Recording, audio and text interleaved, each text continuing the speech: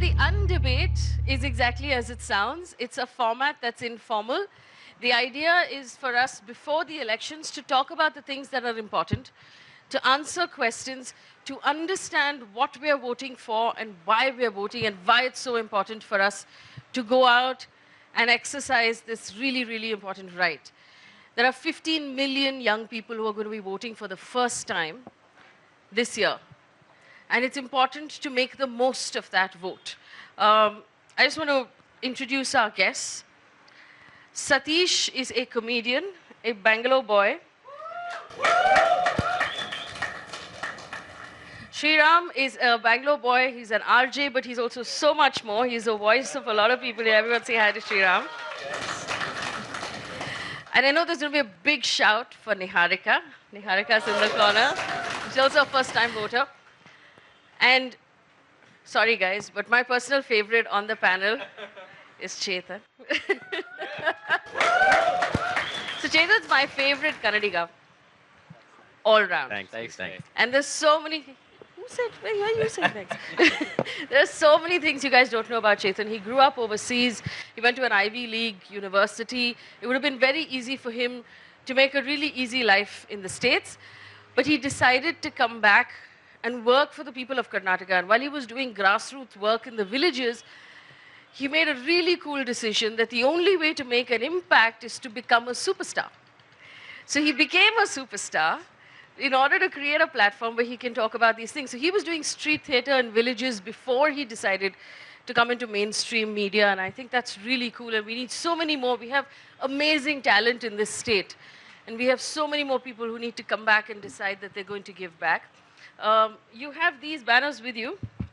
The idea behind it was so you could tell us if you agree with something or you disagree with something.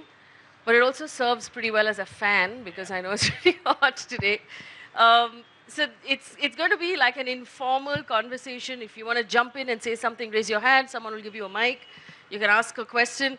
You can talk about anything at all. The idea is to answer as many questions. If someone has a question and you have the answer, please feel free to pop up and say, I know what the answer to this is.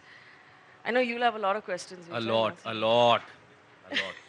Also, the very kind people of Social who've given us the space are also handing out tea and coffee and biscuits and sandwiches, so a round of applause for them. Hey. So you'll be well looked after. And the whole thing has been put together by the wonderful people at Under 25. A round of applause for Under 25, guys.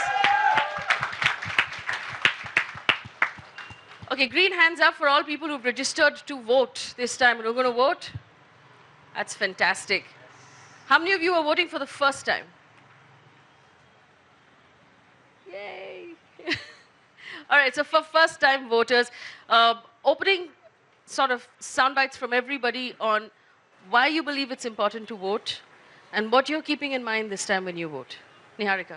It's really important to be able to pick your leaders, not just like for the whole country, but for your constituency, which I learned is really important. So I guess it's really necessary to pick who's going to run your country, because I often find myself being like, hey, look at that pothole, why is nobody fixing it? But then I don't actively do anything to change that. So I guess being able to vote for somebody who probably will take action is something I can do to contribute to the same. So I guess it's important to vote. It's important to vote. Sriram?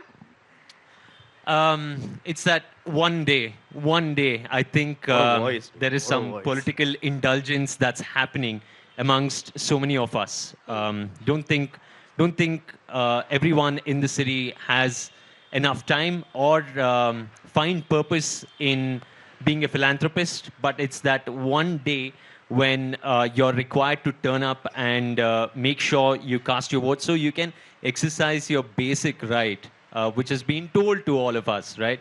So even though it's not mandatory, the function of how a democracy works is that you've been given the right of either you want to turn up or you're not. So by not turning up, you really are putting yourself in a situation where you want to be isolated and not be with a community where everyone else is voting for the city. So that's why I vote. But yeah, I genuinely think you should vote because like when you turn 18, you want to drive your dad's car. Okay, you want to go drink. But why can't you vote? It's the most basic thing, right? You want to do the other things, but there's a constitutional right. You have to vote.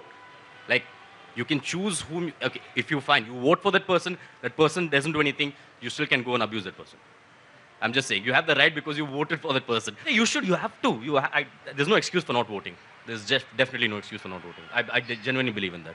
So, Chetan, actually, I think one of the things we should address is the question of, oh, there's a pothole on my street, the garbage is not getting picked up. Is that the MP's job? Because there are 3 layers of government. There's the city government, the state government, and the central government. We're voting for central government. So it's important to understand that it's not your MP who's in charge of whether or not your street is going to get swept every morning. One thing, first of all, thanks Miranao and Faye for that warm introduction. I think every time there is an election, especially even a Lok Sabha election, we always hear this is a very critical election because elections determine the trajectory that our nation and our society exists for 5 years. But this particular election is especially significant. Why? Because ideologies are very strong and the disparity of ideology is very glaring in this election. So society is becoming even more polarized. And it's very important to stand with the vulnerable, stand with the Constitution. And we have a Constitution that demands that in the preamble, equality and justice. And so we know that in India, we are riddled with inequality, whether that be caste or gender or class. But one time, the one day or the one moment that we are all equal is the moment we go and vote. Because on that particular moment, whether you are a coolie working in Chamarajnagara or you're the PM or CM of a state, you all have one vote. So it's very important to exercise that one vote in a very knowledgeable, aware way. So to understand issues like what Faye brought up, from the potholes to religious issues to caste issues to various economic, structural issues. And it's also important that we understand that we can't limit the Indian ethos to a binary. Like, it's important that, see, even if you look at the 2014 election, the winning party had only 31% of the votes. Another opposition party had 19%.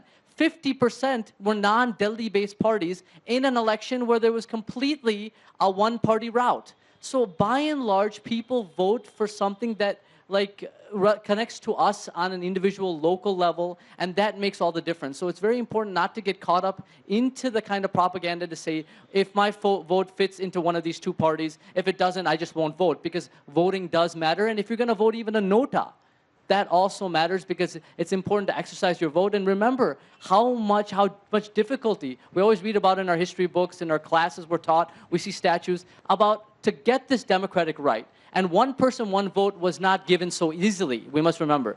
And to give it one person, one vote, that too regardless of gender, regardless of religion, and regardless of even educational background, is an extraordinarily revolutionary concept. And it's very important that we franchise and we be a part in an aware way in the democratic process. So there's one more thing I just want to put out there, that we'll open this up to a conversation, because the idea is not for you guys to sit there and listen to us, but to have actually a conversation. There's been a lot of talk about Narendra Modi versus whom? Who's your other choice, right? There will be over 500 people in Lok Sabha. Any of those 500 people. Because at the end of the day, we are a parliamentary system. We vote for the MP in your constituency. You vote for the best guy. The guy who has, or the person, the woman who has the best attendance in parliament, doesn't have cases against them, who's respectful and treats your issues as important issues, because this person is your representative in parliament. So someone who asks questions during question hour, someone who takes part in debates and has opinions when bills are being amended and when laws are being made, that's the kind of person you want. And then from that system, a prime minister will come. So to have you believe that you only have 2 choices, which is the current prime minister and maybe Rahul Gandhi, is a lie. Your choice is among all the candidates who are MPs in your constituency. And it's your responsibility to put the best possible person in parliament to represent you. And then from that system, a prime minister will come. So we shouldn't be focused on who we want as the prime minister. We should be focused on who we want as representatives of us in parliament for the next 5 years, to ask our questions, to demand answers, and to represent us. So keep that in mind while you're voting. Do you guys want to add anything before we open this up? Yeah, I think if you don't do your enough dues and find out about who you are voting for, then it may end up haunting you for the next whole decade to come. So that's something that we all need to live with. Sriram's already decided, decade. He's like, they're No. got 10 years. They're here for 10 years. No, it's just that, sure, it's a term of 5 years, but like Chetan said, we are at a very crucial juncture. And a lot of the future depends upon this elections and, of course, the other elections to come. But with all the cusp of information, with all the social media as well, I really feel this is a very, very crucial elections that is playing its dues. And see, what shocks me especially about the Indian democracy is that the ones who vote consistently are always the people who are giving up one day's work, a day of labor, and standing in line somewhere in the middle of the villages, who won't get a chance to interact like we do, who didn't have that education. They know that voting matters. But those who have the kind of privilege of being aware of all these things, of discussing their point of view, sometimes think, what's the point of voting? Why should we vote? My vote doesn't matter. What does one vote matter? And that is kind of disappointing for me. That's also kind of shocking for me. You know, I know that Bangalore's voting on a long weekend. Long weekend, Allah? Yeah. Yeah. 4 It's days. 5 days, sandwiched actually. in between Thursday, Friday, Saturday, Sunday. Thursday, Friday. ಏನಾದರೂ trip plan ಮಾಡಿದ್ರೆ ನೋಡಿ. Already planned ಮಾಡಿದಾರು. Everybody needs to stay in the city and everybody needs to vote. Let's open this up to more questions. I just want to give you guys one more thing to think about. There's something called an MP LAD, okay, which is Sorry, the an- MP LAD, LAD, the MP Local Area Development Fund. Every member of parliament gets 5 crore rupees a year. And they can use that 5 crore rupees for local area development. So if I'm the MP of this area, I can go to the district collector or the local authority and say, from my 5 crores, please fix this road. From my 5 crores, do this one water project or some. I can pick up a project as an MP, that's a pet project, and use that 5 crore rupees per year over 5 years. So that's 25 crore rupees to do one thing. You can actually go online and find out what your MP has done or not done with that 5 crore rupees. It's a good indicator of whether or not this person is really involved. And a lot of people don't know that the MP LAD is something that actually exists, but it does. Yeah, I had no idea. See? I had no idea this is there. Read newspaper. Dad. I read a lot, but Please read newspapers. what's the website? Where do we log in? Which website do we log into? So there are lots of websites available. ADR is a great website, the Association of Democratic Reform. They have all the data that you could possibly want on your candidate, including what cases they have against them, what their attendance has been in parliament, how many questions they've asked, how many debates they've participated in, what they've used. I love how Faye started off by saying how many cases they have against them. It's very That was the first point that she made. How many cases? What are these cases? At what status these cases are? These are conversations, unfortunately, we have to have. Along with that, I think if we had some kind of breakdown, which hopefully in the next decade we can, what are individual stances on individual policies or on individual, like, for example, the women's reservation bill? What has this person spoken about that, voted about it, tweeted about it? So we know their stances on different opinions. So we can judge them not by their party or not by their caste or their religion. We could judge them by their ideological basis and their stances, along with their attendance and their cases and this and that. Right, so we can find out actually from the website what questions the person has asked and what debates they've participated in and how involved they have been. This is actually the job. So effectively what you're doing is rehiring or doing an appraisal of someone who's not showed up to work, not done a single thing they were supposed to do. Why would you give that person the job again? It's as simple as that. I saw someone raise their hand back there. You have a question? Go ahead. The sheer number of vote bank the major parties have, right? And as compared to, say, if I want to choose a different candidate who I feel is the one for our constituency, right? Wouldn't it mean that I'm actually, in a way, wasting my vote? Because, no, I'll tell you why. Because my contribution in that election knowingly will go to nothing because I know the sheer amount of vote banks these other parties have. So maybe if I vote for one amongst those two, and that's like what all of us think at some point of time, that maybe if we choose the lesser of the evil, that way maybe I am contributing. But if I vote for somebody else completely different out of these two parties, maybe my vote is going to a waste. It's breaking my heart. We're saying things like lesser of- of just two evils. Who do you think is lesser of the two evils? Hey, secret vote. You don't have to ask her. I don't have to answer that. You want to answer that? Yeah, I have an answer for that. That's a good question. Number one, we cannot limit elections to just who wins and who loses. Okay, within the election, like how many votes a person takes, how much they win by, do they win against the odds, all these things matter. Now, if you vote for a person who might be an independent, who might not be a strong chance of winning, but that person manages to get 1 lakh votes or 2 lakh votes, this will propel that person to do more work in that constituency and also do work outside of the winning. If somebody says, hey, I have 1 lakh votes that supported me, I am not a nobody, now get this done, and he or she, you can go and put pressure on that person, and that man or woman can put pressure on the powers to be. So it is something that shows a certain solidarity, and in actuality, by voting for a party or a person that will already win, you're actually wasting your vote. By actually voting for somebody who might not win, but you will be empowering through your vote, it matters much more. Thank you. At the end of the day, your vote, you should be very possessive about your vote, right? Because as citizens, we have to put up with so much nonsense day in and day out for 5 years. And once you vote, there's very little intervention that's allowed to us after that, right? So I take the vote very personally. I get 1 vote, I agonize over that vote. Who am I going to vote for? I do research, I check out these candidates, I read what these people have said in the past, what they stand for. So at no point, and whatever you choose is valid, right? And your opinion. If you choose, okay, I'm just going to now vote one among the other because I want to choose the lesser of the two evils, that's fine. That's up to you, and I respect that. But make it a point to realize how important this opportunity is for you as a citizen and agonize over it and make sure that that choice that you've made is the best possible option and it serves your purpose in this election. What is your purpose in this election? It could be anything. It could be, I want to put more women in parliament. That could be your thing. It could be, I want to put more people of minorities in parliament. That's your thing. I want to look at Dalit candidates. That's your thing.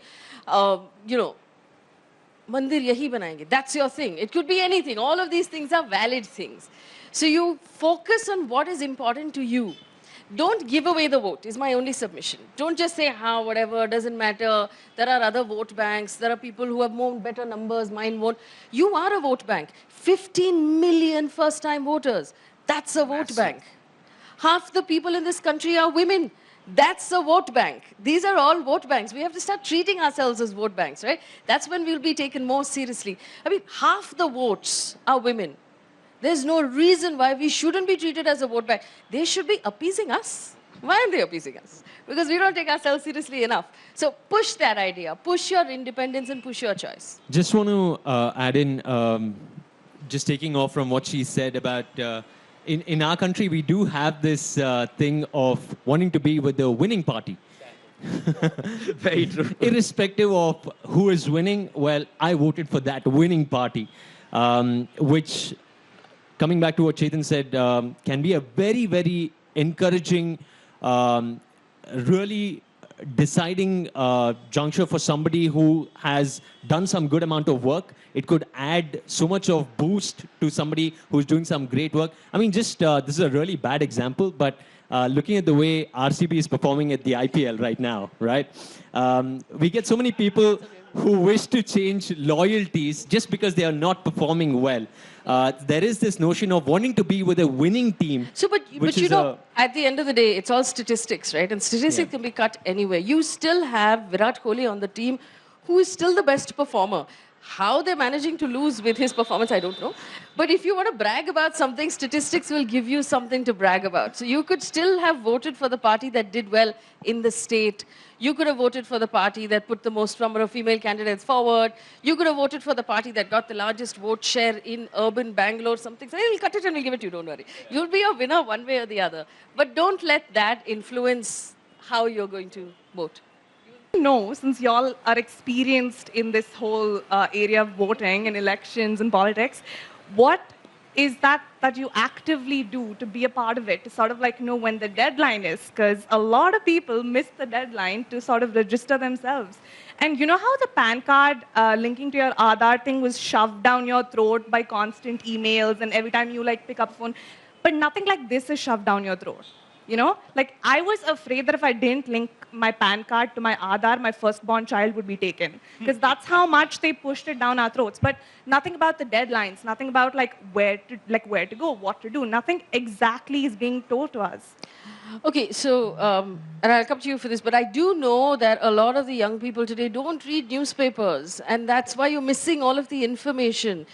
And I mean, I don't know who you're following on Instagram, but Social obviously media. the wrong Everyone people. takes a look at memes, I guess. No, but there was, see, I'll tell you what the difference is. Voting, like I said earlier, is a right, which means nobody can stop you from voting, but it's not compulsory. Nobody can force you to vote. In a democracy, it's part of the democracy that you can choose not to vote, which is why nobody can make it compulsory that you register. It has to come naturally as a citizen. You should want to register. The information has been everywhere. We've put it out over and over, last date, go out, go out.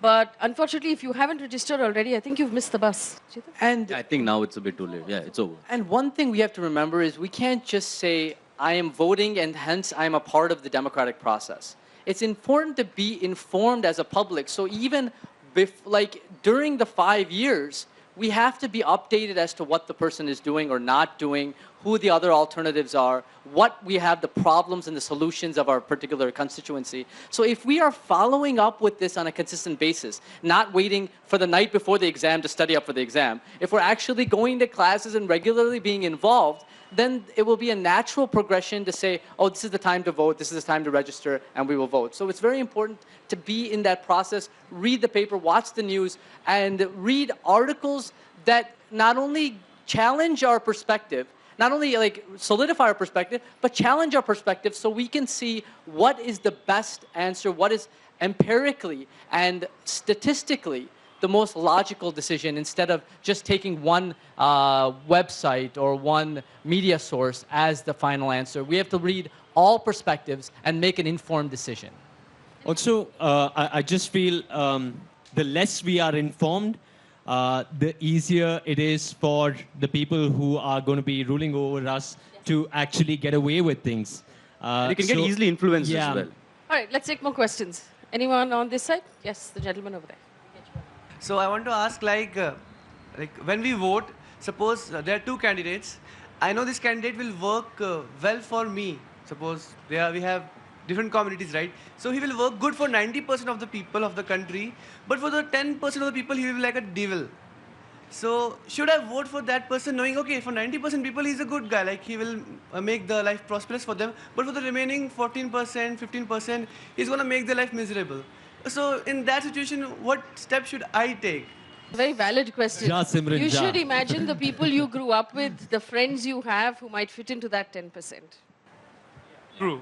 But if I vote for another guy, he will be a devil for me and he'll be good for others. So, Who are these candidates? no. I'm just telling.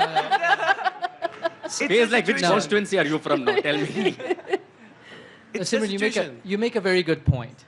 I think in this situation, I think those of us who have the ability to articulate ourselves in English, be upwardly mobile, drive in a car, we have to stop thinking about what benefits us, and we have to start thinking about what benefits the weakest sections of people who don't have that privilege. That is ideological consistency. That is the essences of our Constitution. So rather than voting for what benefits you directly, you have to assess yourself. Like, is it going to benefit me more as a person who's already benefited? Or are you going to benefit somebody who is really struggling? So what are the stances? And ideological consistency and clarity in our representatives is very important. So I think rather than voting for what benefits us, if we benefit the weakest and vulnerable, we'd be making a more socially conscious stance. Making life really difficult for 10%. Who's your MP? Thanos. Mini Thanos. Who's running like a... Faye, I have a small question here, since you know this really well. Because now, for example, she has to go to her place to actually vote. Now, and she's working in a particular company, and she's telling her boss, hey, listen, I need to go vote. And is it right on behalf of the boss's part to actually deny her to go and vote? Which is why it's a holiday. You can't keep anything running on that day. It's illegal. Yeah, No, no, it's as a in like holiday. it's different And dates, right? you have the luxury of it being a long weekend. So use the No, 4 but she's days. not from here. Yeah, yeah. No, for example, she has to go to Pune. Sorry? Okay, yeah. Different okay. date. So, for example, now So Karnataka is see, April technically, 18th. there is no law that tells you your boss has to give you the day off. If you have a decent boss who will like empathize, then they will give you the day off. I understand the pain of what you're saying, though. I've struggled with it also a couple of times where I've had to fly back and forth in order to just be able to vote. And sometimes you have so much work that it's just not possible. But unfortunately, this information is now useless to you. It was very easy to actually make that change in the last 1 month. That opportunity has now closed, so you can't make the change anymore. But in the next election, it's Re-register. possible to make the change. You don't have to have permanent residency or you don't have to own a house in order to. They actually this time took hostel identification of residence as enough proof to register you, which was pretty cool. Sorry. There was actually some really bad rumors also doing the rounds that people could vote online this time and things like that. There were. And a whole lot of surveymonkey.com. people actually Stop did believe picking it. up your news from TikTok.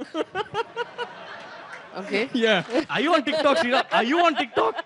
You can't find me on TikTok. No. But are you on TikTok? No, I'm not. I'm not. But we were just discussing about how TikTok is a TikTok thing. is not an actual job. TikTok is a Just thing. for all the aspiring Has someone told you it's an TikTokers actual out job? there. Like, have they come in like Yes. You know, there are actual TikTokers. Yeah. TikTokers? Yes. they They influence they're called themselves like TikTokers. influencers. Hey, I'm a TikTok star. And it's an ongoing joke in the YouTube community where we do that just for laughs. And we just say, hey, I'm a TikToker. And it's funny. When I actually met someone who did TikTok, I was like, yeah, that's funny. What do you actually do? And she was like, I do TikTok. And I was like, good talk. I'm not Wait. able to tell my parents I'm a professional stand-up comedian. And these Which is kids, why I mask it with engineering Yeah. in the sidelines. I'm an ex-advertising as well, so I'm just... Okay. Not on TikTok. Just to Not on just to TikTok. add again. Just had a question. So circling back to sort of where we get like the news from, right? Like the sources. What do you all think about the movies that are being made by third parties about political parties or their leaders? I think they're very uncool. And they shouldn't be allowed to release at this time of the election. I There was I just said about to it. say the in. timing, yeah. Yeah. I mean, I was disappointed that a food rights activist that we all know, Mr. Jean Dreze, was put in custody because he broke by doing a protest, by doing the model code of conduct. And we have a movie about the PM which is backed by certain people from that party, and the model code of conduct is not implemented. I don't understand the rationale behind that. Well, right now we have a film, we have a TV series, a short series, we have a TV channel, we have YouTube videos. So TikTok, TV and now channel? we have a total social media star. TikTok is not a social media. It's the only medium that's not being used at this point because everything else is covered. Yes. We know all the TV channels are run by one of the politicians affiliated to one of the parties. How do we know? Even Mirror Now, I don't know the owner of Mirror Now, but I know what Times Now is affiliated to. And I know what Republic is, and I know what CNN IBN is. How do we know how much of it is propaganda and how much we have to believe? Because you see different TV channels, you see different kinds of information, and Twitter helps to an extent, but like it's difficult to differentiate propaganda. And because you're from there, like where do we draw the line? It's a completely fair question. I'll answer for the channel that I'm part of. It is left up to the editors of the channel. So Mirror Now is the way it is because I'm the editor of the channel and I take that call and we have a mandate on what we have to do. The editors of Times Now decide what they believe is best for their channel. And very often we take opposite decisions and opposite choices on the same story. That is actually evidence of the fact that we're allowed to take opposite choices on the same family. I think that's a great thing. On the same choice. And and I do accept that there is a lot of very, very dodgy propaganda sounding information that comes out. But I believe that the Indian voter and the Indian citizen is extremely intelligent. And you are perhaps more informed than any other voter ever before because you have the internet and you have access to the law like that. You just have to Google it. People, you can find out what is code of conduct. You can find out what the laws are. You instinctively know when someone is bullshitting you. In India, media is self-regulated. the real regulation has to come from the audience and the viewer. You have to decide that I'm no longer going to watch this, because that's really a power that is in your hand. Very similar to voting. First of all, I want to say Faye has, whatever I've seen of her, has been extremely objective, and that's a testament to her work in the channel. But in Karnataka, when I've seen Karnataka channels, it's a very good question. I feel the owner's political inclinations filter into the main journalists and the ideology behind the channel. It invariably happens. I've seen it on all ends of the political spectrum.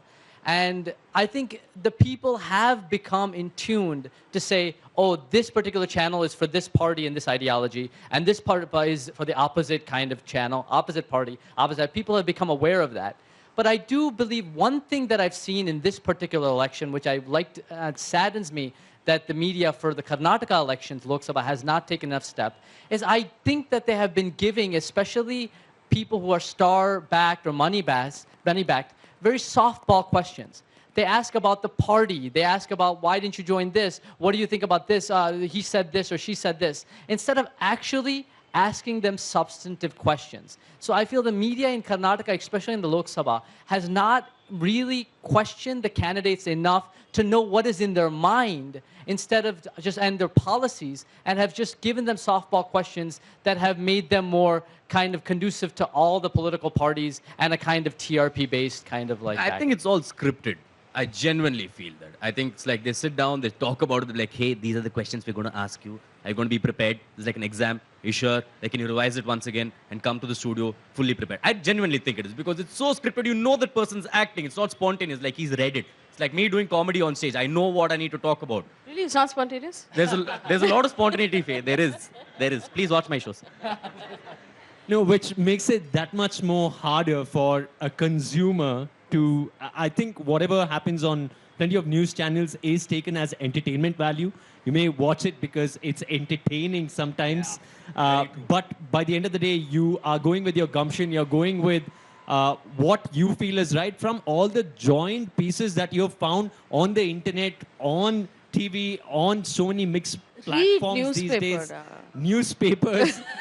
Newspapers as well. Hey, to be honest, sometimes these newspapers, they can't even spell properly. No, honestly. So, only the Hindu is decent. So then read the Hindu, no? That's what I read. But you read No, that. but I disagree. There are a lot of great newspapers in our country. You should read more news. Yeah. And that's the only way to be better informed. Just read news.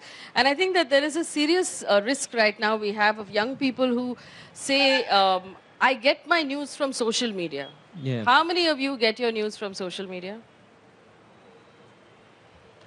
Oh, God. You know that you can't get news from social media, right? Because it will only push towards you what you're already interested in. Yeah. So, for example, if you're an enthusiast in like football or the current IPL, social media Those will interest push more and more stories about cricket towards you, and you will wind up, and we will raise an entire generation of Indians who know football and IPL damn well, but don't know what the hell is going on in Parliament. And that's really dangerous. Whereas if you read a newspaper, it actually has a city page, a state page, a national page, a business page, a sports page. It, at least read through it once, it will give you the lay of the land. You will know what is going on in your country. And that's really important. And then after that, you can then chase stories on social media if you find that interesting. But people are taking advantage of the fact that we're not well informed. And not all television is entertainment, I promise you. Some of us take our jobs very seriously. I take my job very, very seriously.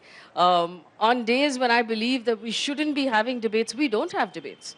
We just read the news quietly and we go home. We make those choices.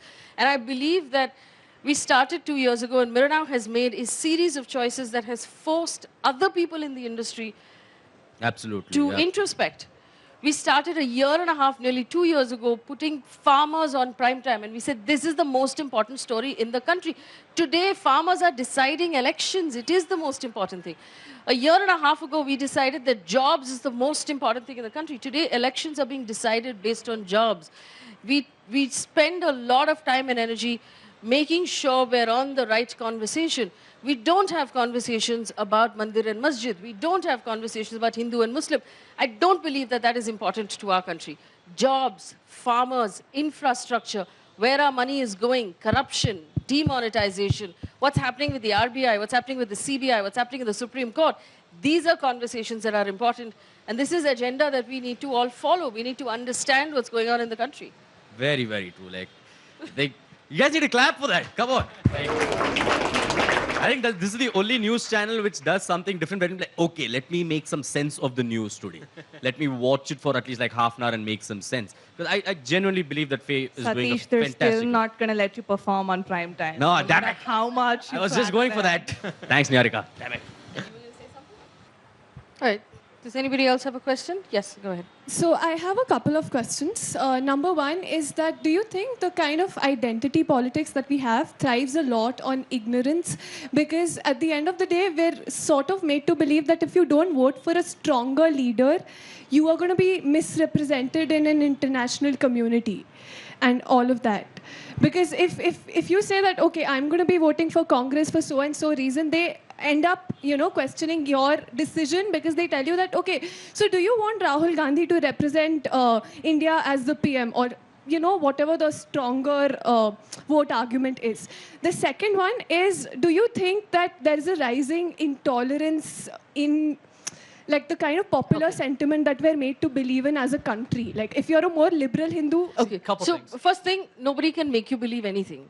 You can just verify everything on the internet, and actually there are ways to check if India is better represented or not. But go ahead. One thing you brought up is a very good point. There is this idea that many people say, oh, he's a strong leader. I mean, if you look at strong leaders, you look at, even Putin is a strong leader. I'm sure even Hitler was a strong leader.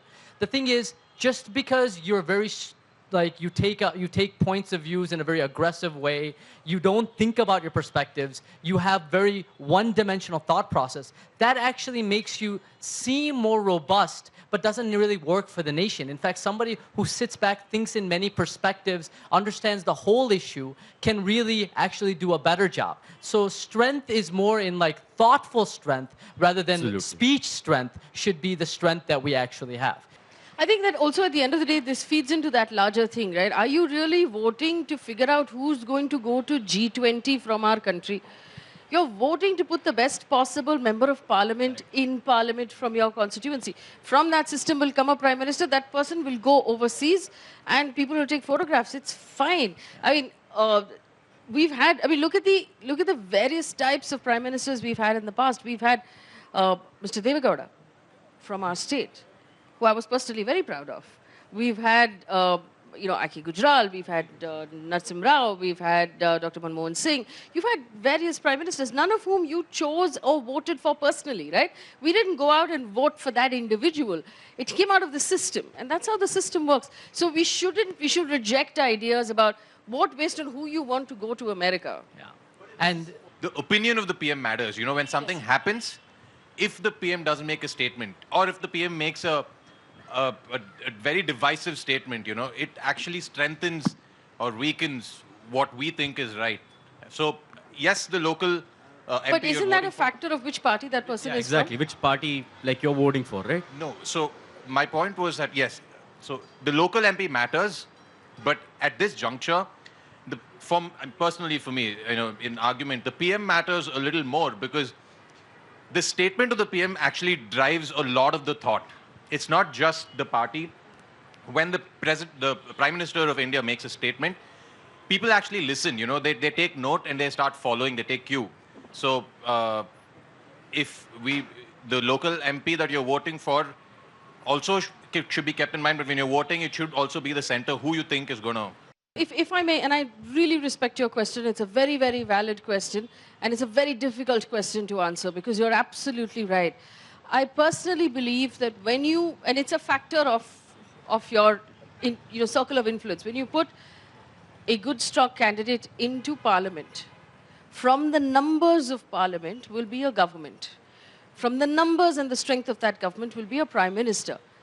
Based on how strong your candidate in parliament is, that prime minister will be kept in check and will be asked questions based on how could you have said this if you had a stronger parliament. Parliament has the ability, both Lok Sabha and Rajya Sabha, to question the prime minister, to question the government, to question everything that was said and done. How could you do this? How could you say that? Give us answers. Those are answers we deserve as citizens, and we won't get it unless someone asks. As far as journalists are concerned, I will tell you, nobody will give us an interview from the government without pre-deciding what questions they want to ask. It's true. And There are very few people who agree to actually talk to us.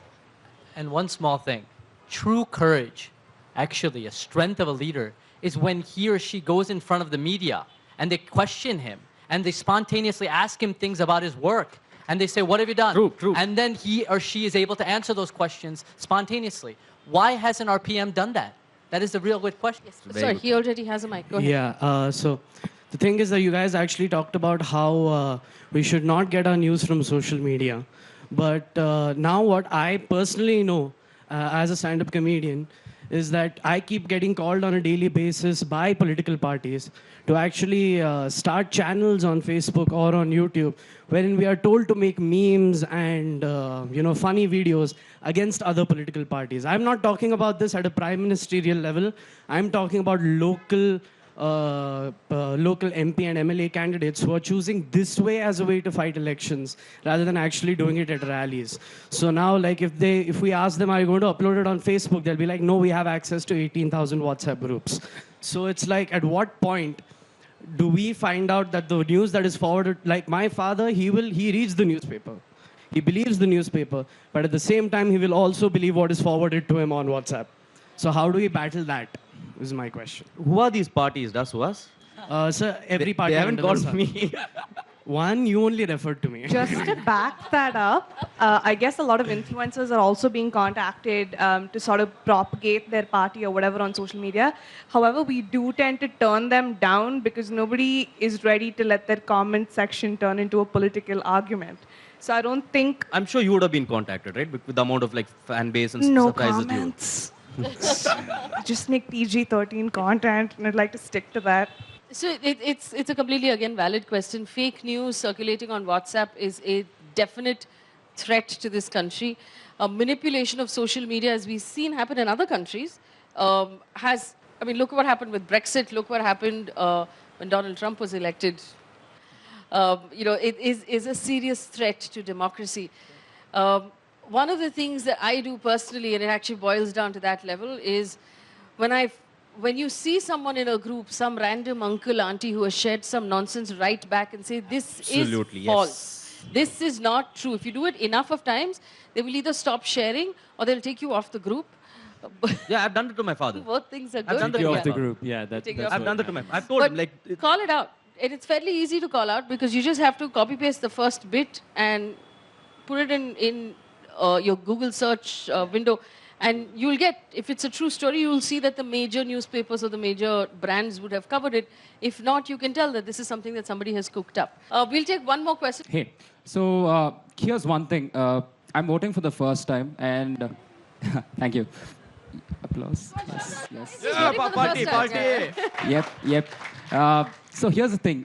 We are a part of a democracy, and reaching out to our leaders has to be easier, right? 5 years back when our PM made some nice statements, I actually believed in him. Now clearly we can see beautiful Achedan, right? And how do we reach out to these people? I was a huge fan of Gauri Lankesh, and when she died, this was something else to me. And a lot of people on Twitter started ranting about her death, calling her anti-national. Our Prime Minister followed her, and he remained silent. Now there are different ways of expressing. I can express in the form of art, drawing, or stand-up comedy. There are different ways. But people are getting jailed for being vocal. What do I do as a youth? I'm voting for the first time. I have all these things in my head. How else can I be vocal about this? Along with being informed, what makes us a good citizen is having courage.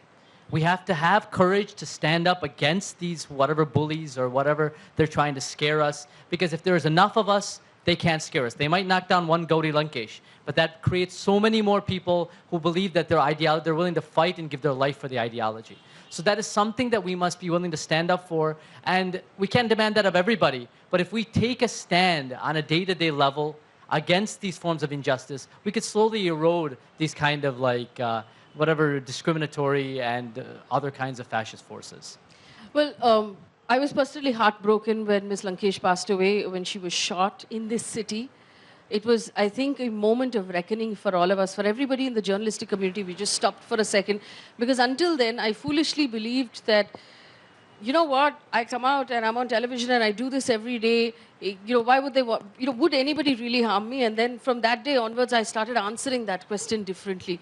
We gained the notoriety of being a country where journalists get shot for doing their jobs. It's a very scary thing. I want you to remember that when there are journalists out there doing their jobs, they're taking a personal risk. They're getting trolled. Their families are getting trolled. They're receiving threats. They're going out every day. And it's very, it would be easy, right, to quit the job and work in a bank and, do something slightly easier, less threatening. But there are people going out and doing this every day. It takes courage. There is no reason why you can't participate as well by being vocal. Be vocal. The problem is, I think that the noise has become, like Twitter has become a toxic wasteland where people are just shouting nonsense. And the people with the brains have actually backed up to the room right now and they're not saying anything. Come out and say something. Yeah, because I think they're also like, we tried for a while and then we got shunned. And we just got overpowered by these idiots and these trolls. And they're like, okay, now.